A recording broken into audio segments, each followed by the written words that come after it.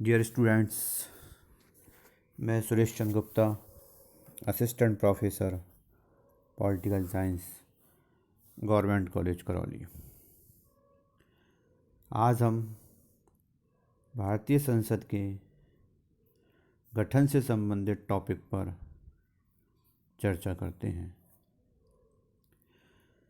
संविधान के अनुच्छेद 79 के द्वारा व्यवस्था की गई है कि भारतीय संघ की एक संसद होगी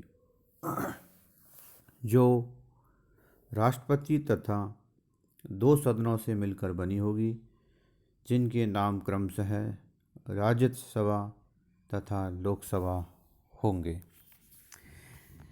इस प्रकार भारतीय संविधान द्वारा ब्रिटिश संविधान की तरह ही राज्य के औपचारिक प्रधान अर्थात राष्ट्रपति को संसद का अंग माना गया है।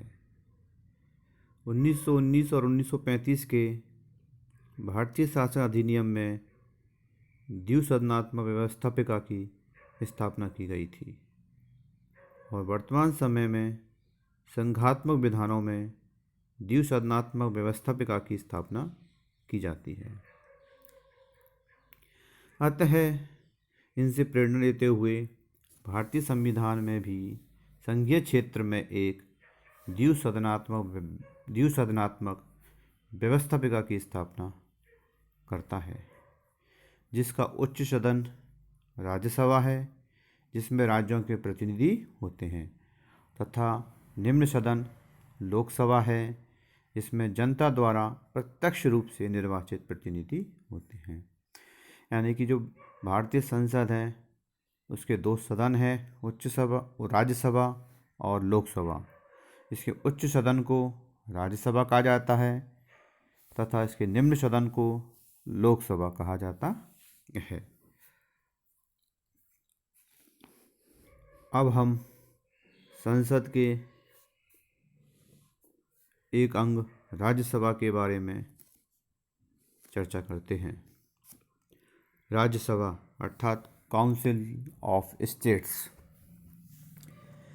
राज्यसभा संसद का द्वितीय या उच्च सदन है। संविधान के अनुच्छेद 80 के अनुसार राज्यसभा के सदस्यों की अधिकतम संख्या 250 हो सकती है, परंतु वर्तमान में यह संख्या 245 है। इनमें से 12 सदस्य राष्ट्रपति द्वारा मनोनीत किए जाते हैं अर्थात नामजद किए जाते हैं। ये ऐसे व्यक्ति होते हैं जिन्हें कला, साहित्य, विज्ञान और समाज सेवा के क्षेत्र में विशेष ज्ञान और अनुभव प्राप्त होता है। और शेष सदस्य जो होते हैं वो जनता द्वारा अप्रत्यक्ष रूप से निर्वाचित होते हैं। ये संसद सदस्य जो होते हैं वो संघ की इकाइयों का प्रतिनिधित्व करते हैं और इनका चुनाव एकल संक्रमणीय मत तथा आनुपातिक प्रतिनिधित्व की पद्धति के अनुसार संघ के विभिन्न राज्यों की विधानसभाओं के सदस्यों द्वारा किया जाता है। अर्थात जो संघ की राज्यों की जो विधानसभाएं हैं उनके सदस्यों द्वारा इनका निर्वाचन किया जाता है।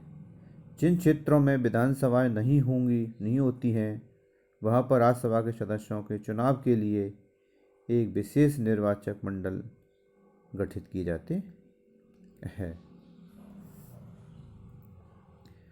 हमारे संविधान में इकाइयों को राज्यसभा में प्रतिनिधित्व जनसंख्या के आधार पर दिया गया है, जबकि अमेरिका में संघ की छोटी इकाई हो चाहे बड़ी इकाई हो, सभी में सभी को द्वितीय सदन में समान प्रतिनिधित्व दिया गया है।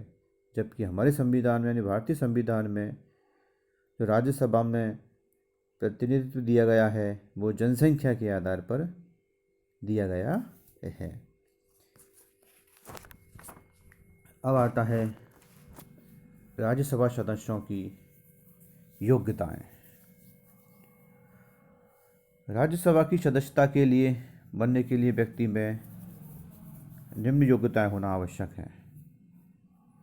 सर्वप्रथम वह भारत का नागरिक हो। सर्वप्रथम तो उसको क्या होना चाहिए? भारत का नागरिक होना चाहिए, भारतीय नागरिकता प्राप्त होनी चाहिए। दूसरी योग्यता है उसकी आयु 30 वर्ष से कम न हो। उसकी आयु कितनी होनी चाहिए? 30 वर्ष। अगली योग्यता है वह किसी भी लाभ के पद पर न हो, विकृत मस्तिष्क का न हो और दिवालिया भी न हो। नंबर चौथी योग्यता आती है ऐसी अन्य योग्यताएं रखता हो जो संसद के किसी कानून द्वारा निश्चित कर दी जाए। मान लो संसद कानून के द्वारा कोई योग्यता निश्चित की जाती है तो वो भी उसमें योग्यता होनी चाहिए।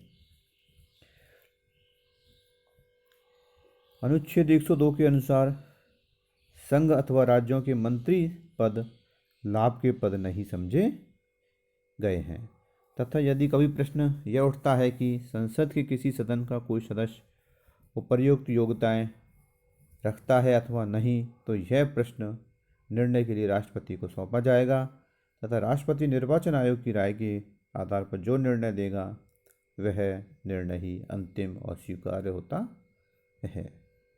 अब आता है राज्यसभा सदस्यों का कार्यकाल।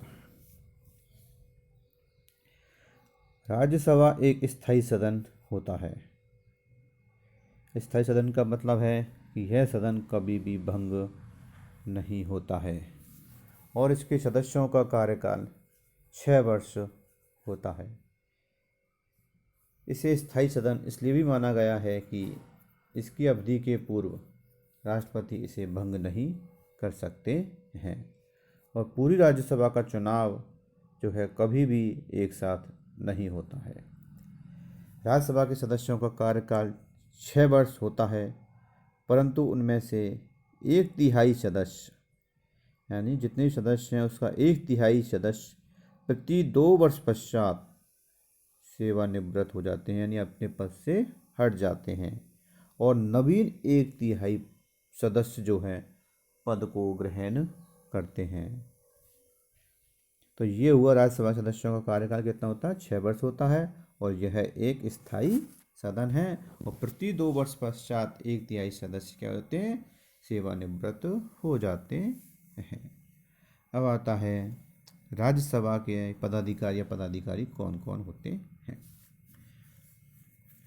संविधान के अनुच्छेद 89(1) के अनुसार भारत का उपराष्ट्रपति राज्यसभा का पदेन सभापति होता है यानी भारत का जो उपराष्ट्रपति होता है वो ही राज्यसभा का पदेन सभापति होता है तथा राज्यसभा अपने में से किसी एक सदस्य को उपसभापति निर्वाचित करती है। राज्यसभा का उपसभापति जब सभा का सदस्य नहीं रह जाता तो उसका पद रिक्त हो जाता है। वह स्वयं भी त्यागपत्र दे सकता है अथवा राज्यसभा के सदस्यों द्वारा बहुमत से प्रस्ताव पारित कर उसे उसके पद से भी हटाया जा सकता है। यदि सभापति अनुपस्थित रहता है अथवा ऐसे समय में जब उपराष्ट्रपति राष्ट्रपति के रूप में कार्य कर रहा हो तो राज्यसभा का उपसभापति सभापति के कर्तव्यों का पालन करता है तथा यदि कभी उपसभापति का पद रिक्त हो तब राज्यसभा का ऐसा सदस्य जिसे राष्ट्रपति इस कार्य के लिए नियुक्त करे उस पद के कर्तव्यों का पालन करेगा। राज्यसभा के सभापति और उपसभापति को भारत की संचित निधि में से वेतन दिया जाता है। राज्यसभा के सभापति एवं उपसभापति को वे समस्त अधिकार प्राप्त होते हैं जो सामान्यतया विधानमंडलों के अध्यक्षों को प्राप्त होते हैं, जैसे सदस्यों को भाषण देने की अनुमति प्रदान करना, कार्यप्रणाली संबंधी प्रश्नों को तय करना, वाद विवाद को सुसंगत बनाए रखना, विचाराधीन प्रश्न पर मतदान का परिणाम घोषित करना। इस प्रकार राज्यसभा का जो पदाधिकारी होते हैं, सभापति होता है, वो उपराष्ट्रपति होता है, और उपसभापति का चुनाव राज्यसभा में से ही, सदस्यों में से ही किया जाता है। और अगर सभापति जो है राष्ट्रपति के रूप में कार्य करता है, तब उपसभापति सदन की अध्यक्षता करता है। अब अगला पॉइंट आता है राज्यसभा की गणपूर्ति। भारतीय संविधान के अनुसार राज्यसभा की गणपूर्ति उनकी कुल सदस्य संख्या का 1/10 होती है। इस प्रकार हमने आज राज्यसभा का संसद के गठन में राज्यसभा क्या परिचय है, इसकी योग्यताएं क्या होती हैं, उनको कार्यकाल कितना होता है, उनके पदाधिकारी कौन कौन होते हैं, उसकी गणपूर्ति कितनी होती है, इसके बारे में बेसिक चर्चा की है। धन्यवाद।